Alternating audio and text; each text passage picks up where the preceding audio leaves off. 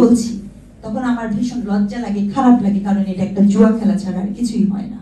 বিশ্বাস করেন, প্রতি বছর যে প্রক্রিয়া ভর্তি পরীক্ষা হয়, একটি আসনের বিপরীতে আমার 600 থেকে 700 শিক্ষার্থী, বিশ্ববিদ্যালয়ের একটি আসনের জন্য 600 থেকে 700 শিক্ষার্থী পরীক্ষা দেয়। আমি বলছি তখন আমার ভীষণ লজ্জা লাগে, খারাপ লাগে, কারণ এটা একটা জুয়া খেলা ছাড়া আর কিছুই হয় না। এটা একটা ভাগ্য। এখানে এরকম অনেক শিক্ষার্থী আছে যার হয়তো বা আগ্রহ ছিল ভীষণ ভাবে এই ডিপার্টমেন্টে পড়ার, আর যার কোনো আগ্রহই নাই, কোনো না কোনো ভাবে সে শিখে আসছে।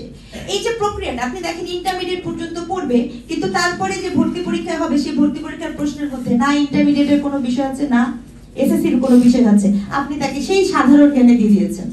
তাদেরকে দিয়ে বরঞ্চ বিসিএস প্রিলির পরীক্ষা দিলে দেখবেন তারা অনেক ভালো করবে। একদম মানে আমি আপনাদের অভিজ্ঞতা থেকে বলছি। কাজেই সেই জায়গাটা থেকে আমার বক্তব্য হচ্ছে যে আপনাদের এই শুধু প্রাথমিক না, মাধ্যমিক এবং বিশ্ববিদ্যালয় ভর্তি প্রক্রিয়া নিয়ে ভীষণভাবে এটা নিয়ে কাজ করা দরকার। এবং এই বিসিএস ট্রেনিং, দেখেন বাংলাদেশের বিসিএস ট্রেনিং, এটাও বলি, বাংলাদেশের বিসিএস এর প্রতি এই যে এত চাহিদা, এই চাহিদা কেন তৈরি হয়েছে? দেশকে ভালোবাসেন বলে? সরি, না, এই চাহিদা এই জন্য তৈরি হয়েছে, তার কারণ যদি আপনি আমলা হন, আপনি অবাঞ্ছিত অবারিত ক্ষমতার চর্চা করতে পারবেন, আর সুযোগ সুবিধা ব্যবহার করতে পারবেন, আর বাকিটা আমি নাই বলি, আপনারা বুঝে নেবেন। তাহলে এইটার আমি বলছিলাম, যখন আমি দেখেছি রিচার্ডকে বলছি যে তাহলে আর কোনো সাবজেক্টে কারো পড়া লাগবে না, সবাই ওখানে চলে যাবে। তো এই বিষয়টাতে বরঞ্চ বিসিএস ট্রেনিং কে আমি তো মনে করি যে ইন্টারমিডিয়েট পরীক্ষা দেওয়ার পরেই পিএসসি উচিত তারা তাদের তত্ত্বাবধানে দয়া করে নিয়ে নিক বিসিএস, যাদের তাদের নেওয়ার দরকার, নিয়ে তারা তাদের মতো তৈরি করবে, মানে যেটা হচ্ছে আমার প্রস্তাবনা। কিন্তু এটাকে নিয়ে আলাদা একটা কলেজ করবে, এটা আমি ই করবে, সেটা আমার কাছে মনে হয়েছে যে এটা আমার জন্য প্রবলেমেটিক। হ্যাঁ, আর সবশেষে আমি একটা কথা বলবো যে শিক্ষা আনটিল অর আনলেস আপনি শিক্ষার ক্ষেত্রে যতক্ষণ না অভিন্ন নীতি করতে পারবেন না, যদি না পারেন, শিক্ষার সমতা আপনি আনতে পারবেন না। এটা আপনাকে একদম মানে চন্দ্র সূর্যের মতো সত্য কথা। বাংলা মিডিয়াম, ইংলিশ মিডিয়াম, মাদ্রাসা, এই 3 মিডিয়াম নতুন যোগ করছেন English version, it's not a solution. এটা কোনো সলিউশন না। যেই মুহূর্তে আপনি এটা করছেন, সেই মুহূর্তে আপনি তাদের ভবিষ্যৎ নির্ধারণ করছেন। আপনি দেখতে পারেন আপনার সামাজিক চোখ, সামাজিক মন তাদেরকে তৈরি করে। তো এই অভিন্ন নীতিমালা যদি করা যায়, সেটা খুব জরুরি। শিক্ষা আমাদের অধিকার, শিক্ষা যে কোনো মানুষের জীবনের অন্যতম অধিকার। সেই অধিকারের বাণিজ্য বন্ধ করা ভীষণ জরুরি। সেটি অন্তত ন্যূনতম পক্ষে প্রাথমিক মাধ্যমিক পর্যায়ে এই যে বাণিজ্য হচ্ছে, সেটার এগেইনস্টে কথা বলা খুব জরুরি। আপনি একটি নির্ধারিত ফিসের বেশি অধিক ফিস কেউ নিতে পারবে না, এটা বলে দেওয়া ভীষণ জরুরি। শিক্ষা প্রতিষ্ঠান, সেটা স্কুল হোক কলেজ হোক, তার জন্য একটা ক্যাম্পাস লাগবে, এটা নিশ্চিত করা খুব জরুরি।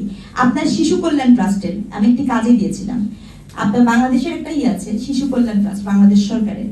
তো সেখানে কি হয়, আপনার কোন এলাকায় যদি জমি থাকলে পরে আপনি ওটা নিয়ম আছে যে আপনাকে মিনিমাম ন্যূনতম 8% জমি দিতে হবে।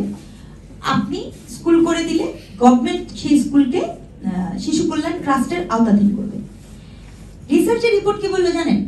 বাংলাদেশে প্রচুর প্রাইমারি স্কুলে আছে যেখানে প্রাইমারি স্কুল করার ক্ষেত্রে, প্রাইমারি স্কুলের বাচ্চা কাচ্চা দেওয়ার ক্ষেত্রে, জমি দেওয়ার ক্ষেত্রে কারো কোনো আগ্রহ নাই, কিন্তু শিশু কল্যাণ ট্রাস্টের ক্ষেত্রে সবার আগ্রহ আছে। কেন? ঘটনা কি? কারণ এখানে যারা জমি দেয় তারা সেখানে গভর্নিং বডির ছেলে বা মেয়েদেরকে, বেশিরভাগ ক্ষেত্রেই ছেলেদেরকে শিক্ষক হিসেবে নিয়োগ দেয়। তার মানে সেই এইভাবে সেই চাকরিটাকে নিশ্চিত করে। এই যে প্রক্রিয়াগত জায়গায় বিভিন্ন যে জটিলতা আছে, সেই জায়গায় আমাদের মনোযোগ দেওয়া খুবই জরুরি।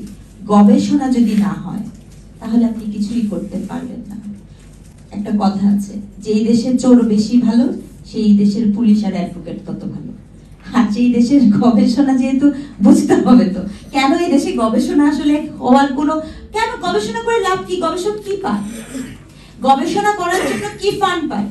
আজকে আমি এটা একটু জানতে চাই, আপনাদের মাধ্যমে বলতে চাই। আমি একজন বিশ্ববিদ্যালয়ের শিক্ষককে বলছি, ধরেন আমি একটা গবেষণা করব, আমার বিশ্ববিদ্যালয়, জাহাঙ্গীরনগর বিশ্ববিদ্যালয়, ঢাকা বিশ্ববিদ্যালয়, চিটাগাং বিশ্ববিদ্যালয়, এই বিশ্ববিদ্যালয়গুলোর জার্নালের ফ্রি অ্যাক্সেস নাই। আমি নতুন কি রিসার্চ হচ্ছে সেটা জানবো কি করে? আর তাই যদি না জানি আমি গবেষণা করব কি করে বলেন তো? বিশ্ববিদ্যালয়ে ফান্ড দেওয়া হয়েছে, অনেক বড় বড় হল হয়েছে, কিন্তু বিশ্ববিদ্যালয়ে যে ফাটলা হচ্ছে তা দিয়ে এমন হয় নাই যে এখানে বসে আমি শিকাগো অথবা টেইলর এন্ড ফ্রান্সিসের একটা লেখা এই মুহূর্তে বসে আপনাদের পড়ে বলতে পারবো, একটা তথ্য দিতে পারবো। এগুলোকে না ফিক্স করে আপনি শুধু প্রত্যাশা করলে তো হবে না।